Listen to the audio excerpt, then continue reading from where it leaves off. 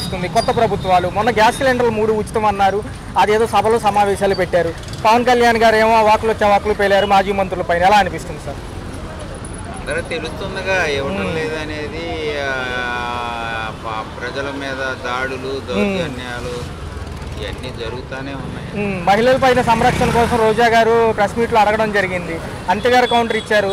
కాళ్ళు ఎరగొట్టి మూలగా కూర్చోబెడతాం పవన్ కళ్యాణ్ గారు అంటున్నారు. చింత చచ్చినా పులుపు చావలేదు అంటున్నారు. ఇలాంటి వ్యాఖ్యలు చేస్తున్నారు సార్, ఎలా చూడాలి? ఎరగొట్టమానండి, ప్రజలే అందరికీ కాళ్ళు చేతులు ఎరగొట్టి అక్కడ పెడుతున్నారుగా, పెట్టేస్తే సరిపోతుంది సార్. ఏదైతే ఉందో రుషికొండ ప్యాలెస్కి సంబంధించి ధనవ్యయం అయిపోయింది, దాన్ని ఊరినే కట్టారంటున్నారు. అంతకుముందు సమిట్ల కోసం కట్టాము, విదేశాల నుంచి ఏదైనా పెట్టుబడిదారులు వస్తే సమిట్లప్పుడు ఉంటుందని వీళ్ళు అంటున్నారు. ఎలా అనిపిస్తుంది?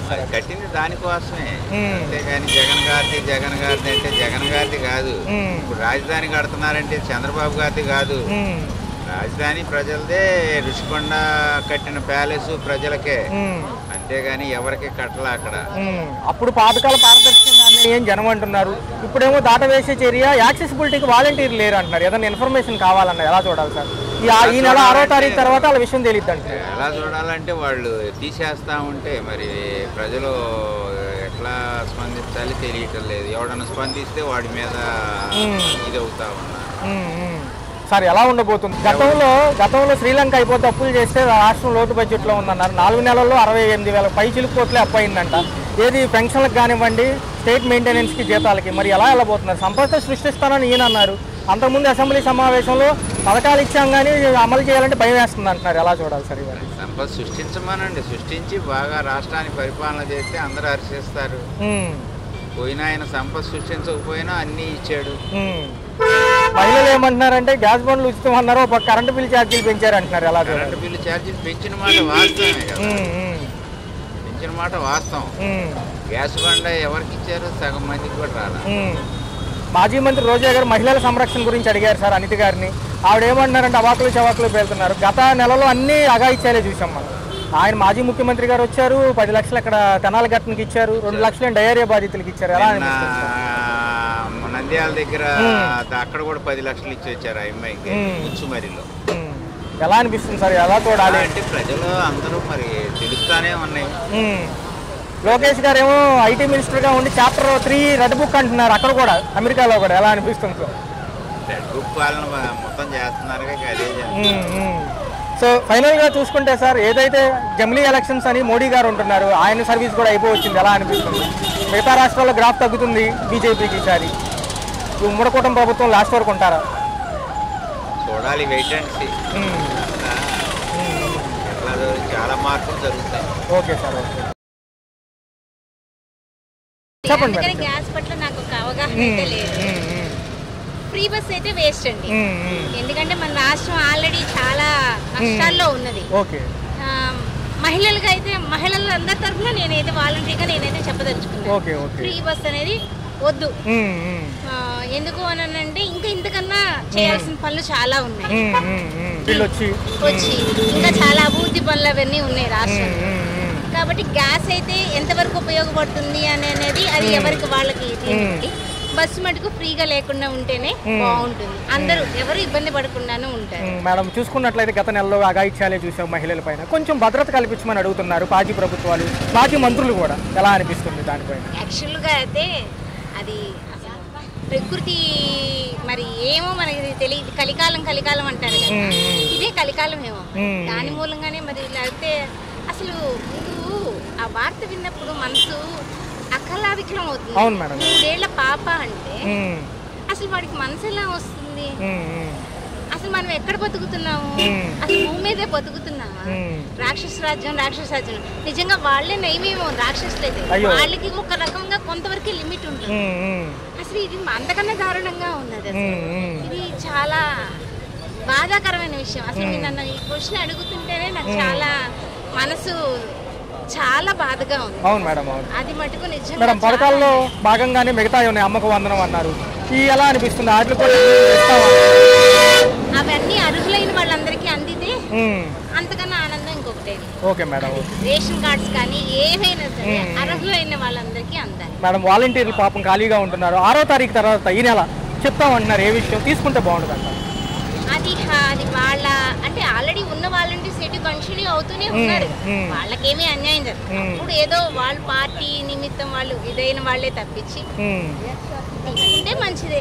అది ఏదైనా అది ప్రభుత్వానికి ఉపయోగపడే వాళ్ళే కదా, వాళ్ళైనా కూడా అది మంచిదే తీసుకుంటే. మరి పవన్ కళ్యాణ్ గారు ముఖ్యమంత్రిగా అది బాగుందండి.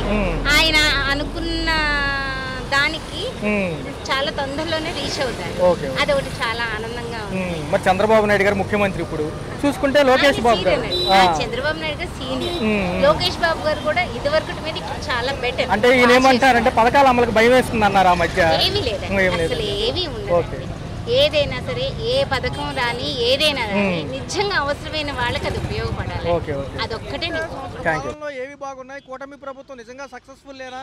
ఇది మంచి ప్రభుత్వం, తొలి అడుగు అని ఇట్లాంటి కార్యక్రమాలు చేస్తున్నాయి. ఎలా అనుభవాలు చేసుకుంటున్నారు?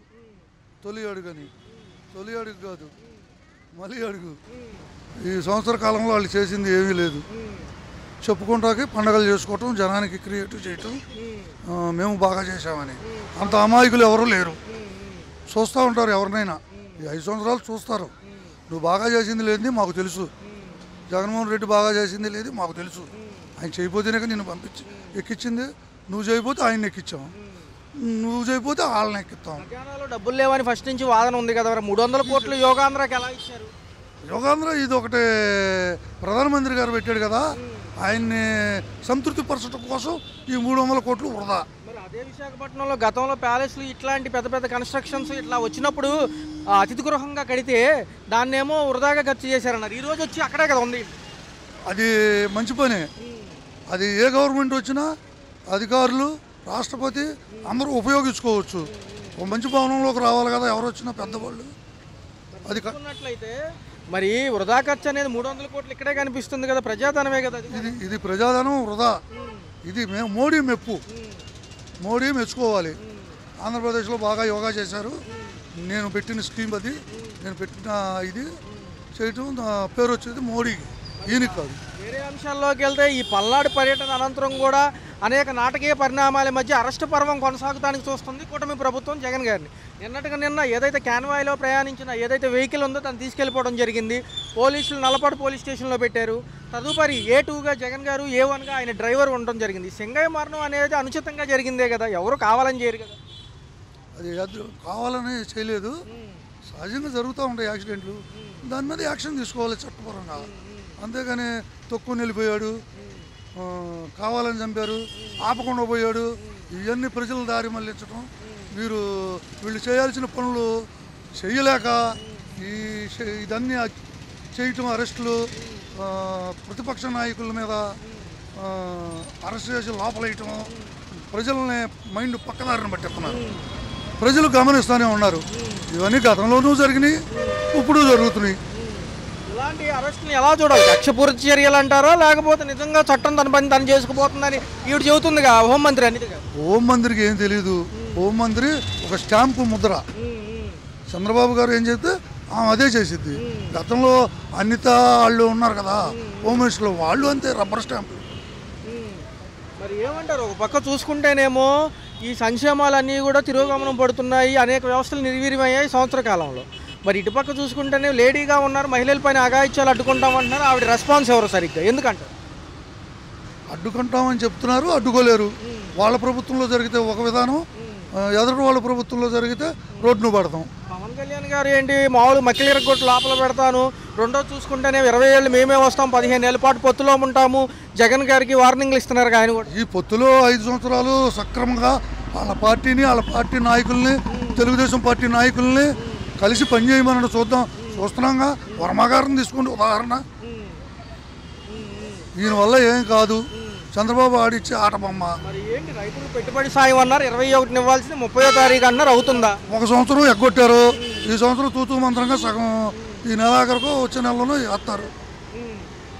కంటి తుడుపు చర్య. ఒక పక్క మరి కౌలు రైతులు ఉన్నారు, ఒక పక్క అసలు వనరులో ఉంటారు భూమికి. మరి ఇటు పక్క చూసుకుంటే ఎలా సరిపెడదాం అనుకుంటున్నారు? ఇస్తారా? ఈ 7,000 ఫస్ట్ విడతన విడుదల అవుతుందా? అంటే రెండో సంవత్సరం మొదటి విడత వేస్తారు. ఒక సంవత్సరం ఎగ్గొట్టారు. గతంలో కూడా 2014లో రైతులకి రుణమాఫీ చేస్తానని చెప్పాడు. 5 చెక్కులు ఒకసారి ఇవ్వచ్చు ప్రభుత్వం. ఆ చెక్కుల్ని ఎవరూ రద్దు చేసే అధికారం లేదు. 3 చెక్కులే ఇచ్చాడు. 2 చెక్కులు ఓడిపోయి గెలిచిన జగన్మోహన్ రెడ్డి నువ్వు ఇవ్వు అంటున్నాడు. ఆయన ఎలా ఇస్తాడు? ఆయన ఇస్తానన్నయ్య ఇచ్చాడు. చెంగయ్య చనిపోయిన ఘటనకు సంబంధించి మొదట ఈ వాహనాలు గుద్దలేదని చెప్పింది పోలీసు వాళ్ళే, మళ్ళీ తర్వాత గుద్దేయని చెప్తుంది వీళ్ళే. అనేక చెప్తున్నారు. ఇట్లా ఎలా జరుగుతుంది? గుద్దలేదని పోలీస్ ఆఫీసర్ చెప్పినప్పుడు కోర్టులు అవి పరిగణలోకి తీసుకుంటాయి. తర్వాత చంద్రబాబు ఆడిస్తున్న డ్రామా. నైట్కి నైట్ అంత హడావుడిగా వచ్చి క్యాన్వాయ్ వాహనం తీసుకెళ్లాల్సిన అవసరం తెల్లారు అఫీషియల్గా రావచ్చు. అంత అవసరమే లేదు. ఆయన ఏమో అమెరికా వెళ్ళడు, ఆయన బెయిల్ మీద ఉన్నాడు, ఎక్కడికి పారిపోడు. ఈ రాష్ట్రంలోనే తాడేపల్లిలో ఉంటాడు, లేదా బెంగళూరులో ఉంటాడు. అరెస్ట్ చేసి తీరుతారా జగన్మోహన్ రెడ్డి గారు? చేస్తే వాళ్ళే నష్టపోతారు. చేయమని ఏమైంది? గతంలో 16 నెలలు చేశాడు, ఇప్పుడు 16 రోజులు చేస్తాడు. ఆయన మీద 13 కేసులు ఉంటాయి. వాటినే ఎదుర్కొంటున్నాడు. ఇది ఒక పెద్ద సమస్య కాదు. 1 ఇయర్ పరిపాలనలో సంక్షేమం కొంచెం లేటుగా అవుతుందని చాలా మంది వాదన, కానీ టైం పట్టింది అంటారు. బాగా లేట్ అండి, బాగా లేట్. ఏ అంశాలు బాగున్నాయి అన్న? అసలు ఏం బాగున్నాయి? మొన్న అమ్మకి వందనం ఒకటి వేశారు, అదొకటి బాగానే ఉంది, అంతే, ఇంకేం లేదు. పాపం ఎందుకు జగన్మోహన్ రెడ్డి గారు ఈ పర్యటన అనంతరం కూడా సత్తెనపల్లి పర్యటన వెళ్ళి పల్నాడు జిల్లా ఏంటి పాపం ఆయన ఏంటి ఇబ్బందులు పెడుతున్నారు? ఒక పక్క చూసుకుంటే మనిషి చనిపోయాడు కరెక్టే, ఫస్ట్ కాదన్నారు, తర్వాత అవునంటున్నారు, కొంతమంది నమ్మకాలు లేవంటున్నారు. ఏం జరుగుతుంది? అవన్నీ రాజకీయం అండి, అవన్నీ మాట్లాడకూడదు. ఇంకా అంటే పాపం A2గా ఏమో ఆయన పెట్టారు కదా, A1 గారిని డ్రైవర్ గారిని తీసుకెళ్లారు, రాత్రి హడావురు చూశారు, కారు కూడా తీసుకెళ్లి నల్లపాడు పోలీస్ స్టేషన్లో పెట్టారు. అవన్నీ కామన్ అండి, రాజకీయం కదా, వాళ్ళకి కోపాలు ఉంటాయి, అవన్నీ సహజం. డబ్బులు లేవని ప్రభుత్వం అంటుంది. యోగాంధ్రకు 300 కోట్లు ఎక్కడి నుంచి వచ్చినాయి? ఏమంటే అలాంటి అవసరమా? పేదలకు చేస్తే ఏదైనా ఉపయోగం ఉంటుంది, కానీ ప్రజలు అందరూ చంద్రబాబు నాయుడు గారు బాగా డెవలప్మెంట్ చేస్తారని చెప్పేసి ఓట్లు వేశారు. దాన్ని సద్వినియోగం చేసుకుంటే బాగుంటుంది. ఎందుకు పనికిరాని యోగాకి 300 కోట్లు అంటే అనవసరం కదా.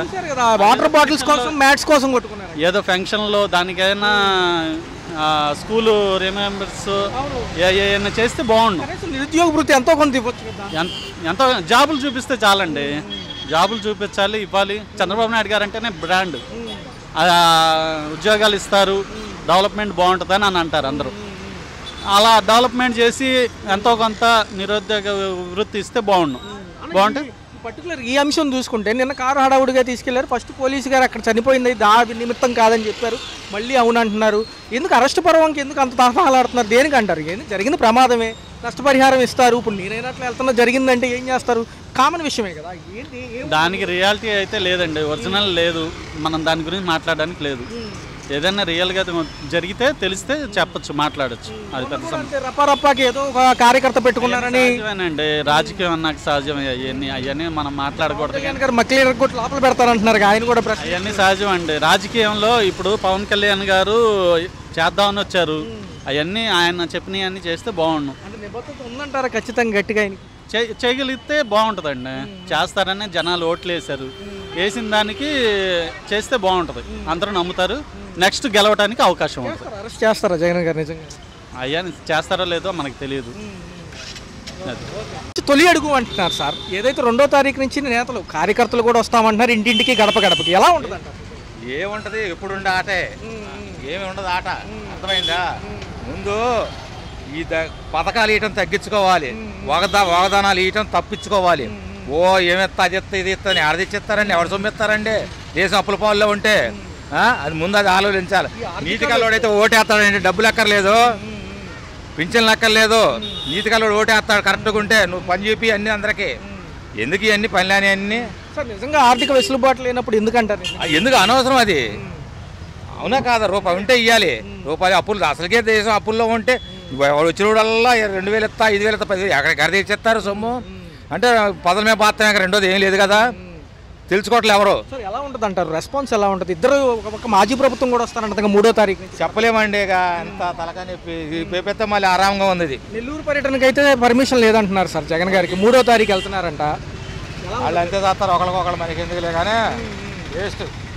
ఈ ప్రభుత్వం కనుక పోలీసు వాళ్ళు ఉన్నారు, ఎంతసేపు బళ్ళ మీద పెట్టుకొని తీస్తూ నడి రోడ్ల మీద వ్యాపారాలు చేసేవాళ్ళు బళ్ళు గిళ్ళు అడ్డం పెడుతున్నాయి, ఎవరు పట్టించుకోవాలి. అంతసేపు బండి మీద హెల్మెట్ ఉందా, కాతికాలు ఉండయా, ఇదే ఆలోచన.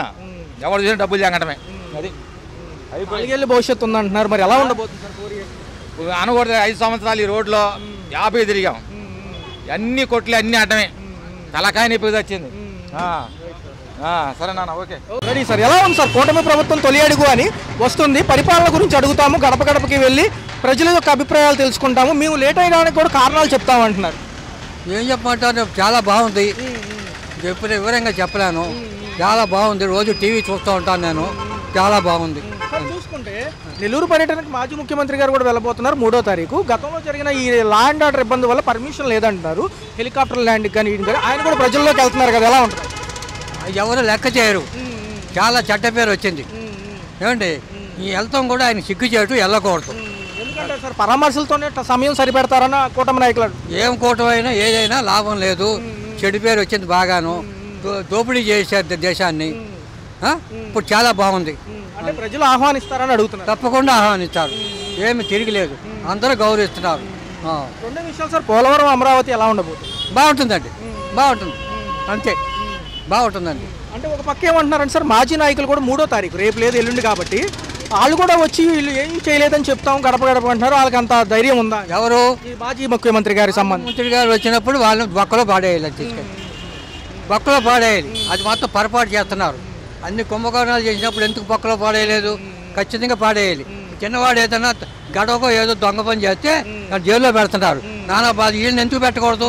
కోట్లు దోచాడంట మాజీ ముఖ్యమంత్రి గారు, కోట్లు అంట, ఆయన మొత్తం బొక్కలో పెట్టాలి. ఎందుకంటే సార్ వాళ్ళ నాయకులే కోటరీ నుంచి బయటకు వచ్చేసారు, జగన్మోహన్ రెడ్డి చుట్టూ ఒక కోటరీ చేరింది, మాకే ఇబ్బంది అవుతుందని చెప్పి కోటమిరెడ్డి శ్రీధర్ రెడ్డి గారు గతంలో నెల్లూరు ఆయన కూడా బయటకు వచ్చేసారుగా. ఏమండి ఎవరు తాలూకు వచ్చేసారు? వైసీపీ నుంచి బయటకు. అవును, తెలుసు, అదంతా తెలుసున్నది. ఇది దీని గురించి చెప్పుకోవసరం లేదు.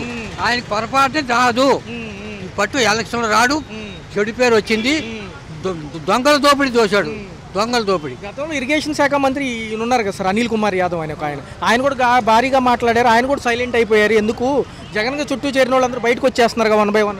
అవును, బయటకు వస్తున్నారు, అన్ని పబ్లిక్ అయిపోయినాయి, ఆయన చేసిన పనులే పబ్లిక్ అయిపోయింది. ఆయన వయసు ఎంత ఏమిటి? మనం ఇంతమందిని మనం ఉండి చేతకాని వాళ్ళమా పక్కన పాడేయండి ఆయన. ఒకవేళ రానికపోతే ఇప్పుడు ఆప్షన్ ఏంటి? జగన్ ముందు ఏముంది? మరి అక్కడ రానిమంటున్నారు, వీళ్ళు వెళ్తామంటున్నారు కదా, పర్మిషన్ లేదు కదా. నెల్లూరు పరామర్శకి ఎవరైతే కాకాని గోవర్ధన్ అరెస్ట్ గురించి జైలుకి వెళ్ళి పరామర్శకి కూడా పర్మిషన్ లేదంటున్నారు. ఎందుకంటే జనం ఎక్కువ గుమ్ము కూడి తొక్కేసలాట్లో చనిపోతున్నారు. పెట్టకూడదు, అంతవరకు రానివ్వకూడదు, ఆ మనిషిని అంతవరకు రానివ్వకూడదు, లోపల పాడేయాలి అంతే. హలో, తెలుగు రాజ్యం ఛానల్ చూస్తున్నారా? సామాజిక రాజకీయ జీవన చిత్రణే తెలుగు రాజ్యం. అతిశయోక్తులు అసత్యాలు ఉండవు. రాజకీయ కోణం కాదు, ప్రజా కోణమే కొలబద్ద. తెలుగు రాజ్యం వీక్షణ మీ ఉత్తమ అభిరుచికి నిదర్శనం.